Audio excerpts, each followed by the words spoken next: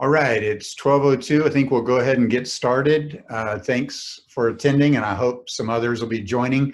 So this is our fourth in a series of webinars that we've presented from the Asteria Project, just trying to identify some of the tools that we use on a regular basis and that we think might be helpful to you as you're thinking about COVID. And now at this point, as we're actually starting to kind of come out of the lockdown and probably have some decisions to make. So when COVID first started up, Linda and I were sitting down having our regular coffee like we do every morning together. And our conversation turned to a fairly serious conversation over the fact that we just recognized that it was possible that we might lose someone in our family during the COVID crisis. We both have parents that are in their 80s, and even though they're in pretty good health, we know that they were in that category for people that could not handle it well if they got it. Our third born daughter, Sevi, who is a nurse, really wanted to go to Italy, where the breakout was quite severe, or to New York City, and she ended up going to New York City for 3 weeks to serve with Samaritan's Purse there. And so we knew that Sevi was going to get in the line of fire. Jessica and Linda both, our firstborn daughter, Jessica and Linda, are both health providers. And so they were going to be at the hospital and could possibly be exposed. Our son, Ben, is a personal trainer. And even though gyms had shut down, Ben was still training one-on-one at his place, and people were coming to him. And actually, he had a few more people signing up.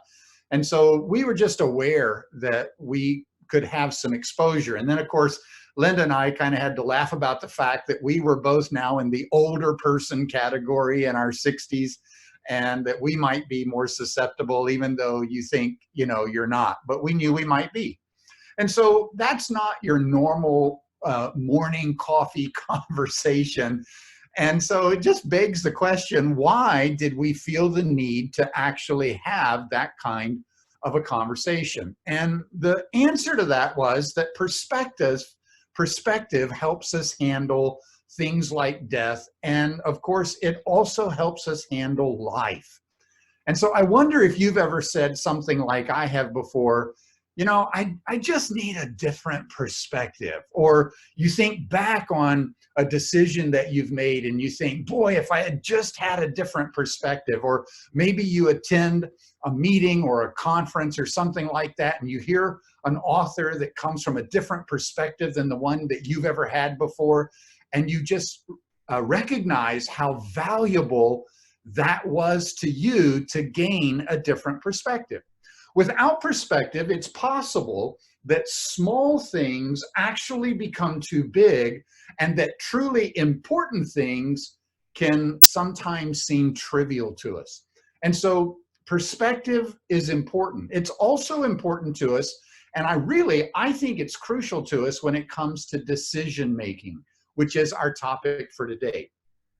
Most of the time, when we make poor decisions, we make it for one of two reasons. We either make them because our emotions overwhelm us and our decisions become driven by emotions, or we make them because we lack perspective. We just had too narrow a view on the decision. And then sometimes those two things actually get connected, where our emotions overwhelm us because we lack perspective. And I've found that most people can make good decisions if they can put the decision into perspective. And so how do you and I do that? How do we expand our perspective so that we make good decisions, not only during the quarantine, but now as it's easing and as we're getting ready to, kind of face life again post quarantine?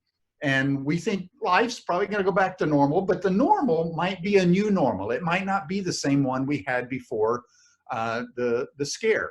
And so how do we get perspective for our decisions? Well, at the Asteria Project, we have a tool that I first got exposed to in 2008, back when we had just returned from a career in East Africa, And I was making some pretty serious decisions that would not only affect me, but it would affect the whole family. And I just wanted to get better at making decisions. And so I got exposed to the tool that I've now modified, and we use this as, we call it the decision-making matrix. And so we're going to post that for you, and I'm going to walk you through the 6 steps in the decision-making matrix. This would be a great tool for any of us to use. And then I'm going to kind of illustrate how Linda and I used the decision-making matrix in our own situation. So the first thing you want to do, this first step, is you actually want to name the decision that you're making. And so you can see that we kind of named this as, how much risk are we going to take in during the COVID lockdown? How much risk is it appropriate for us to take? And the reason we want to name our decision is that it forces us to acknowledge that we actually are making a decision. Now, when you and I are making really big decisions, of course, we know we're doing that, but we make really hundreds of decisions every day, and some of them have way more impact on us than we realize. And so when we stop and actually name a decision, we're forcing ourselves to recognize that we are in fact making one. And so Linda and I were making this decision, how much risk we're going to take. And, you know, we were just recognizing that there was a lot at stake during this time at life. The second step in the decision-making matrix is you want to identify the issues that are involved. And this is involved in the center column. And we called this column the present circumstances. So what happens when we're making a decision is every one of us has certain thoughts that come into our mind. If you're making one right now, you just keep going over and thinking about the same issues over and over in your mind. And so these were some issues for us. We were thinking, yeah, COVID's a real thing.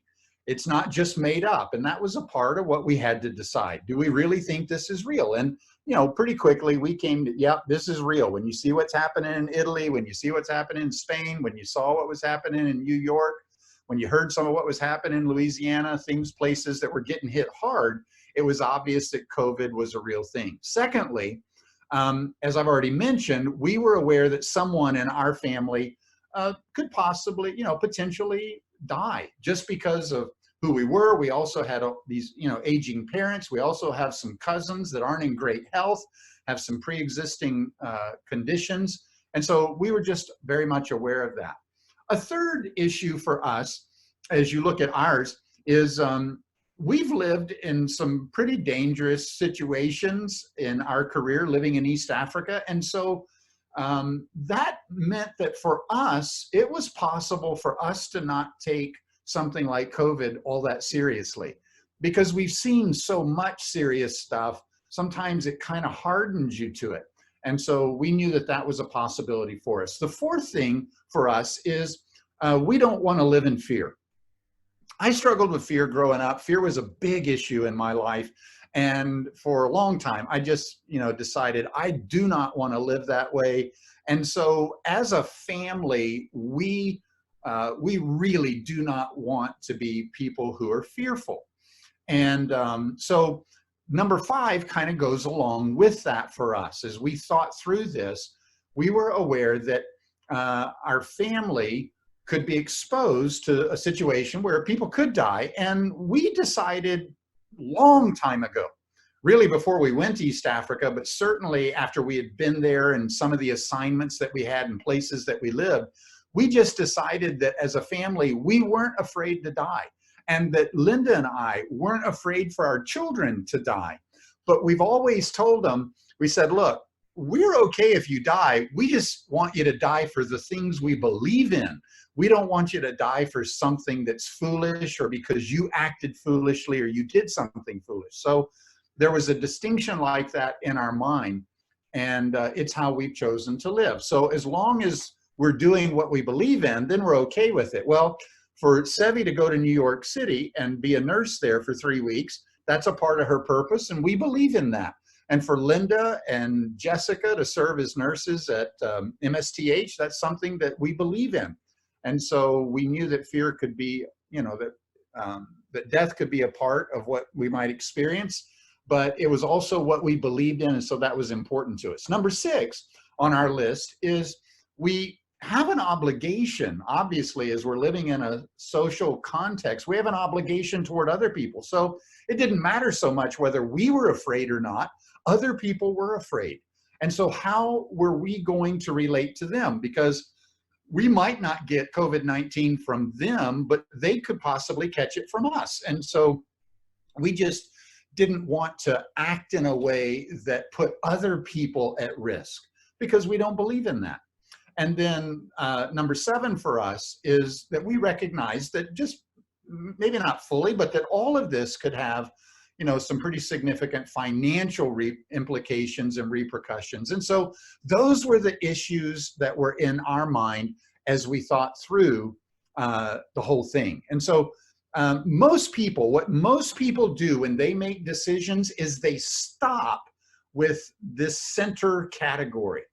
And you have certain emotions that are attached to the issues that you've put in place there. And most people stop right there and their emotions take over. And whatever their emotions tell them based upon what's in that center category, that's the decision that they make. But y'all, we really need more perspective than that. And so the way that you get more perspective is you have to take column number 1 and look at your past worst way patterns, and you also have to take column number 3 and look at your future goals and dreams. And when you do those, you work out those 2 columns, that puts the central column into perspective. So in ours, as Linda and I thought about our worst way patterns, one of them is that we can just be too independent. Linda was raised in a fiercely independent family. And so it was really important for us to think about that. My family is also independent, maybe not quite as independent as hers, but neither one of us like other people telling us what to do. And so the idea that the mayor or the governor or the president is going to decide, our schedule and things like that, that just naturally is not all that appealing to us. Also, as I've mentioned, we've seen a lot of suffering in Africa, and so we were aware that we've experienced a lot, and so it was possible for us to not take COVID-19 as seriously as we could. And so we didn't want to make this decision based on those kinds of patterns in our lives. And here's something I need to say to all of us. When you're looking at making a decision, and you've named it, and you recognize that the decision you're getting ready to make is just like the patterns from your past that have not turned out well, you should stop right there. You do not need to go further in the decision-making process.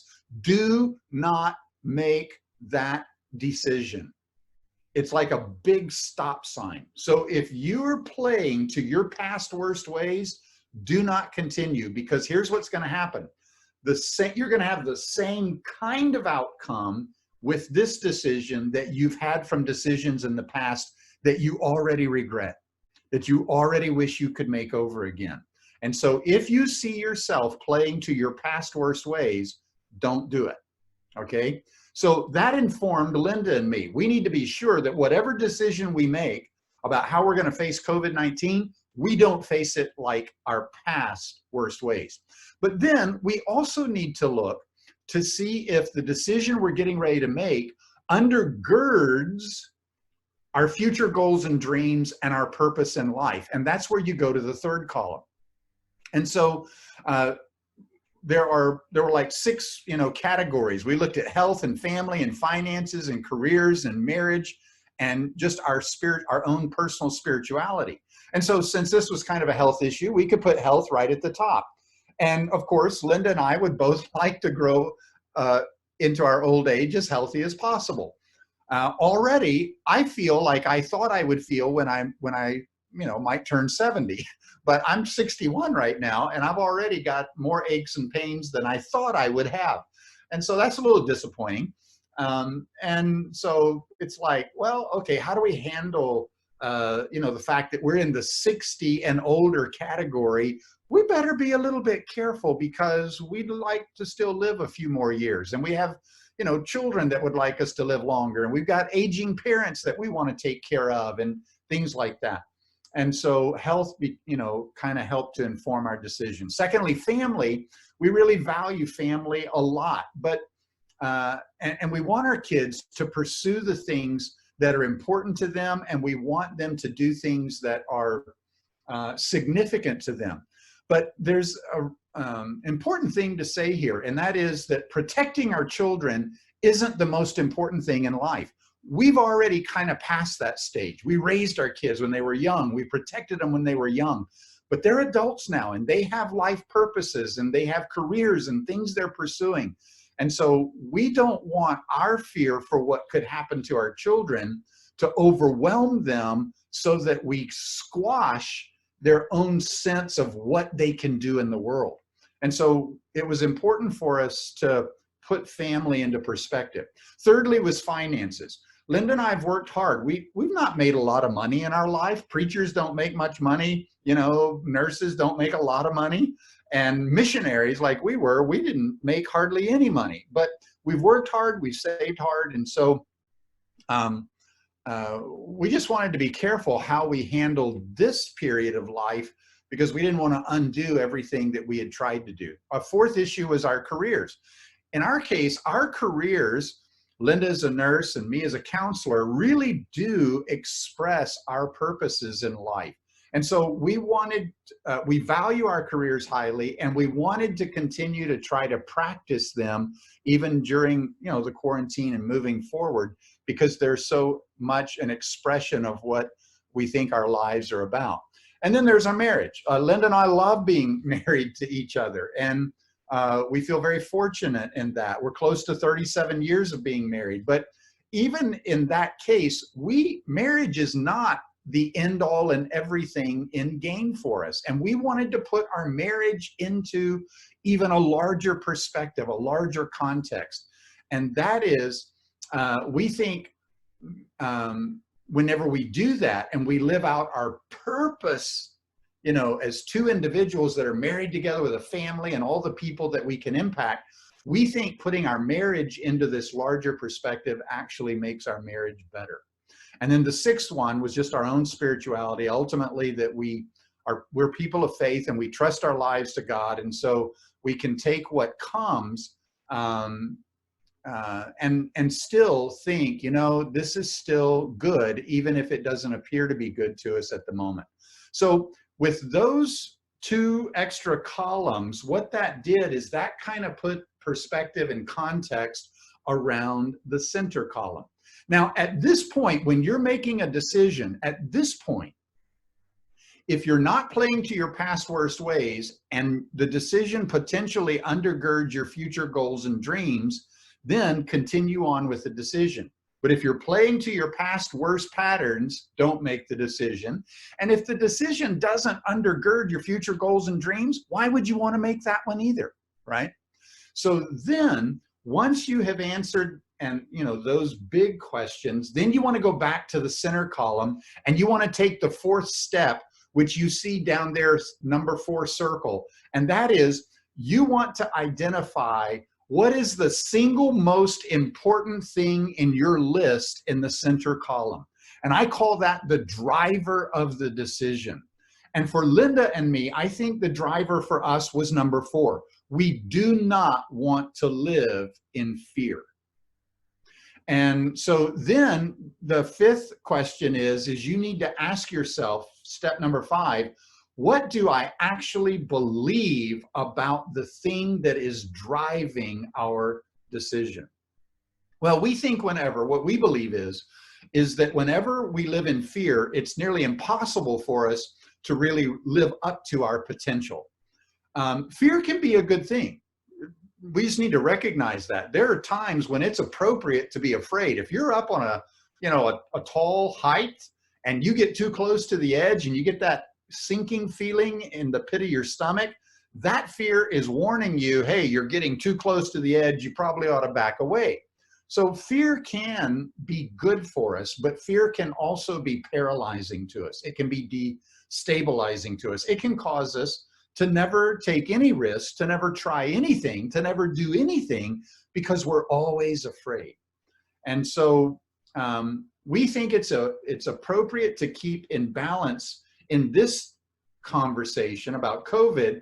Hey, we ought to take COVID-19 seriously, but at the same time, we don't want it to paralyze us so that we can't live out our lives. Like, for instance, when we went to the grocery store, we didn't hoard.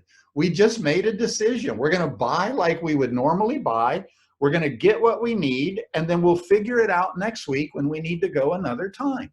And so that was just one expression of choosing not to live in fear. So anyway, that is a huge question for us. And whenever you take the driver of your decision in the central column, and then you ask yourself, what do I believe about that? Now you are not just making decisions based on your emotions, you're making decisions based on your beliefs and your values and the actual information that you have. Your brain is engaged, and now your emotions inform the decision, but they don't dominate the decision. You can actually make it, by saying what is really the best course of action to take here, and you can think through it. And then the last step in it is step number 6, and it's simply to answer the question, what is the heroic thing to do? What's the wise thing to do? So remember what we say at the Hysteria Project. We say that life is like a story, and if you can understand how story works, you can understand how your life works. Everyone's life is story. Your life story is about you becoming a hero in your story, and a hero is a person who gives their life away for the benefit of others, even at cost to themselves. That's what all of us want to be. We want to live a heroic life. And so ultimately, what I have to do is I have to say, how are we going to face COVID-19? How much risk are we willing to take? We're willing to take risks. Sevi, go to New York. Ben, keep your appointments. Jessica, go to work at the hospital. Linda, go to work at the hospital. You guys get on the front line because we're willing to take that risk, because that's your life purpose. It's the heroic thing for you to do. But at the same time, even though we don't like to be controlled, also part of giving our life away during quarantine was to not put others at unnecessary risk. And so that was also a heroic thing for us to do. We're really independent. We don't like being told what to do, but this was a time when we needed to let leaders make decisions and do our very best to follow along with those decisions and participate in them for the benefit of others. And so ultimately, the final bottom line question is, for any decision, what's the wise thing to do? Is this decision consistent with my purpose? And is it heroic? And if it is, then that's a decision that you're going to want to make. So where does all of that take us? Well, just with these last couple of things, let me say this, and then I'll close. First of all, I want you to recognize today how important your decisions are and get a tool to help you make good decisions. Use ours if you like it.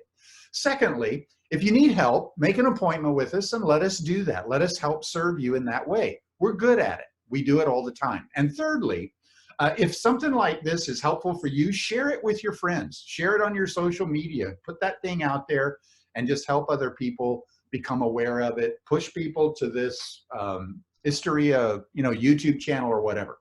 All right, that's what I've got for today. So now what we want to do is we want to give you the opportunity to do some Q&A, and I'll turn it over to Tina, who has sort of been our host. Tina's our operations director, and I'll let Tina kind of handle this part. Take it forward now. Okay, Tina, I'm done. Sounds good. Thank you, John. Like John said, we are opening this time up for questions, and hopefully we give you some good answers, but I'll leave that open. I do want to thank John for showing us how to put our decisions into a larger context to help us to gain good perspective on them. Maybe let me open up the questions first by asking John, what would you suggest if somebody is having to make a decision, an important one, and they're part of a team? Say they're partners in an organization or they're partners in a marriage. How would you suggest going about making decisions and putting this perspective and kind of working together with someone else when it actually may affect them as well? Right. So relationships, Tina, always involve compromise, right? I mean, there's just no way around that. And so what you hope is that in a marriage that you truly love the other person enough that you're willing to compromise with them. You also hope that you respect your partner enough, that you married well, and that you respect them. And so their points of view normally make sense and they carry weight with you. And so you're very willing to listen to what they think and let their decision, their perspective be a part of the decision-making process as well. Also, you would hope that on a team that you serve on at work. So, you know, if you're on a team at work where you find yourself to be consistently out of step with everyone else, you're probably on the wrong team. And so compromising with people that you don't respect on your team or that you genuinely don't agree with, that's going to be a pretty difficult thing to do. So that would be kind of prerequisites. And I would say, obviously, to me, from my perspective, a marriage and a team at work are a little bit different categories, but that might be something that you would, you know, figure in. Okay, great.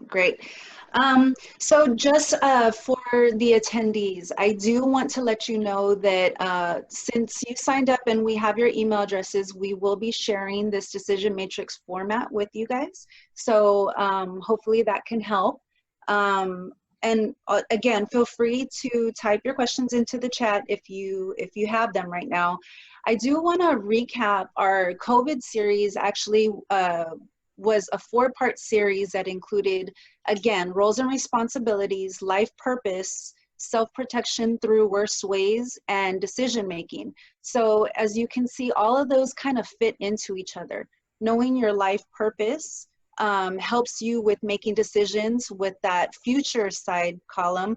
And like Travis Pearson presented last week, self-protection and knowing your worst ways will help you to identify the left side column that John spoke about today. And also knowing your life purpose from the second video will help you with those roles and relationships that we spoke about in the very first, video. So these decisions that you're going to be making will also play into those roles and responsibilities that we are all a part of. So I just wanted to recap those 4 parts for you just to see how they all fit in. Some of this information can be difficult to process alone, and you may be in need of a guide or just to someone from the outside to help you gain some of that perspective and ask those questions to help you think of things differently.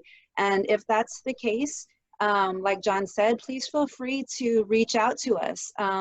If you need help walking through your story, we're all available. We also have you know, an info@istoriaproject.org website or email address that you can email questions to at any point in time. And so with that, I want to thank John for this this last video. It was full of content, and I know it's just so helpful at a time like this. So thank you. And we want to thank the participants also for joining us today, and we hope that you guys enjoyed it, and please follow us on our YouTube channel and on Facebook. Thank you very much, everybody. Y'all have a great week. Thanks, Tina.